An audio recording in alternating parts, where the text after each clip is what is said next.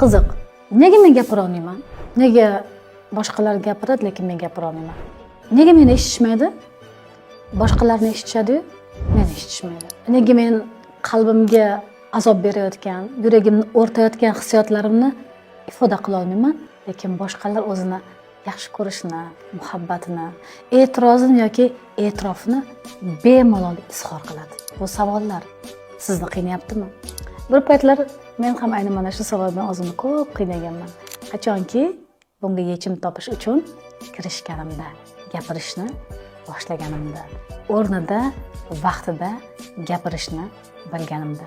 Inshaalloh sizga ham ayni bilganlarimni taqdim etish uchun ovozimni topdim. Notiqlik mahorati 2 deb nomlangan kursimni taqdim etaman. Siz ushbu kursni o'qigandan keyin ishoning, sizni butun dunyo eshitadi. Kursga yozilishingiz uchun pastdagi raqamlarga murojaat qiling yoki bo'lmasam Telegram kanalimga o'tib barcha ma'lumotlardan xabardor bo'ling.